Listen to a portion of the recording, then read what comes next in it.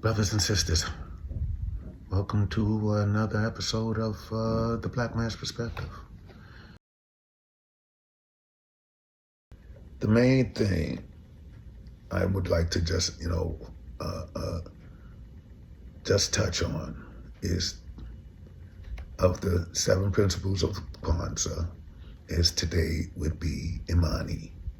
That's the faith that we must keep in our Lord. We as Black folks are very spiritual people, regardless to what religion you belong to or who you regard as your creator, as God. We believe in God. We believe in one God. You know, some of us have our gospel situation a little askew because of, unfortunately, the chattel slavery and the history of America to keep Black people unable to learn in order to work them for the free labor that they worked them for, to make America the greatest and the most richest and powerful country in the world. So we must keep the faith, but we must also not forget to keep in mind that we, every one of us, Black skin wearing individuals, are members of the original people of this world.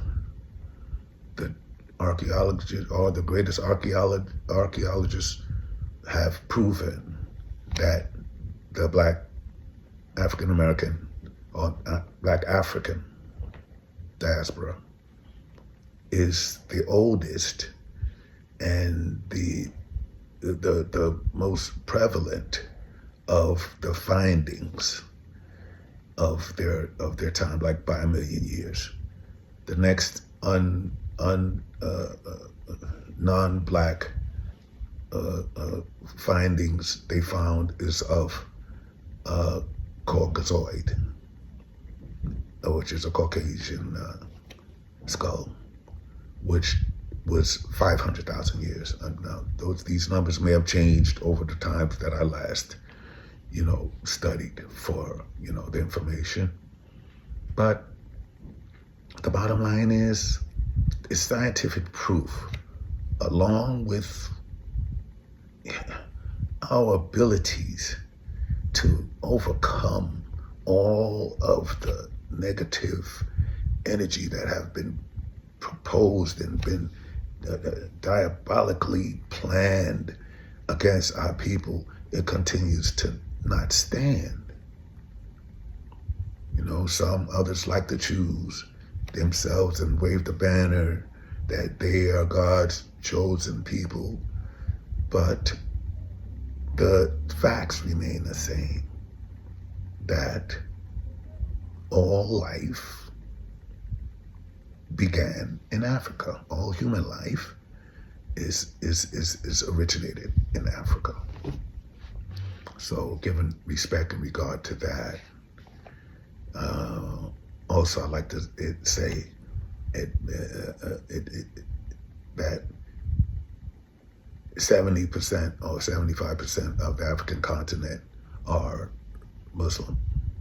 But no, not for anything, not to try to drive or steer anybody towards any particular way or religion, because I believe sincerely, the way the Brother Malcolm believes, is that we, in our situation in this world, we are vilified for no good reason except for the color of our skins. And we have to go, as my father guided me to know, that we have to stand out and be 10 times better than a white person to be recognized as being a successful human being. Before they even recognize you, you gotta be standing out. So, once again, I love each and every Black person like I love myself.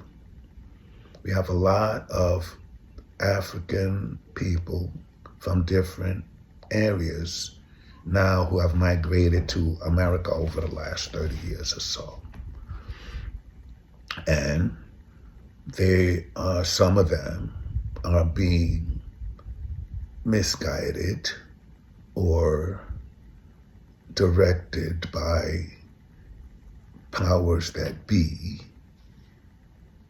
to not share brotherhood with us.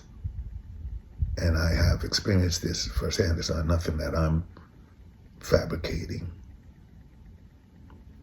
So it's up to us, the Black African American diaspora, and the best of us and the most educated of us, to clarify that wrong and to show brotherhood to each and every black skin wearing person in the world, regardless of the circumstances. Farrakhan will tell you in a minute that the worst devil is a black devil, but the only person that any black person who's been driven to stand against his own people have been miseducated, as the great Carter G. Woodson wrote in his book, The Miseducation of the Negro.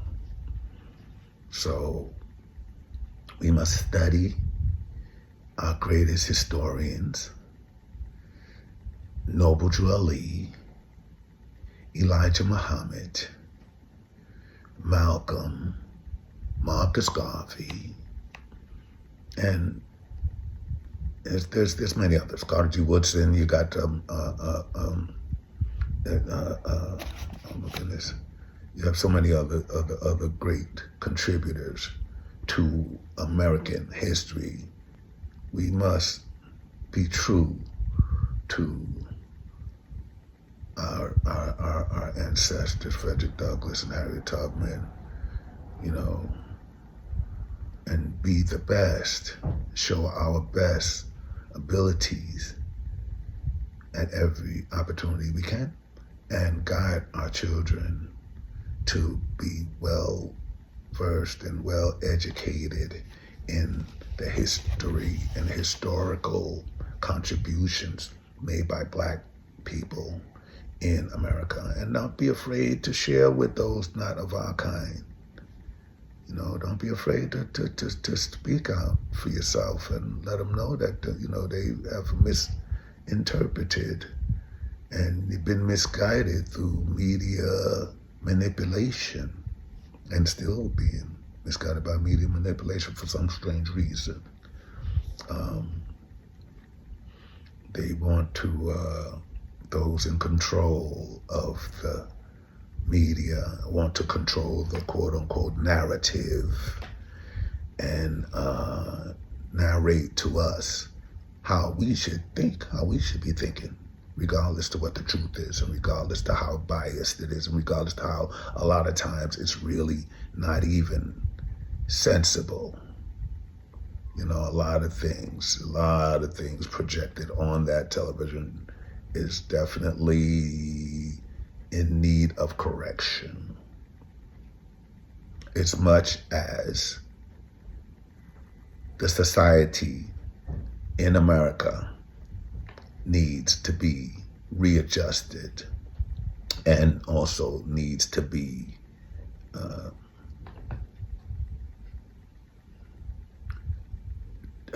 debriefed, is the word I'm looking for. Black and white people need to be debriefed on the ills and the misfortune of the Atlantic slave trade and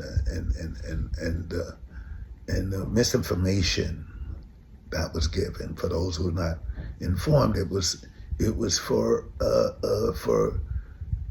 people to enrich themselves in their pockets by using black people for free labor over 400 or 500 years or so. By the way, I'm welcoming everybody who cares and is listening to this information to comment. Send in a comment. Your comments is welcome. All people. I have no problem with any persons of any nationality. I love everybody. I don't have that problem. I'm a carpenters union man, and I've got friends of all nationalities.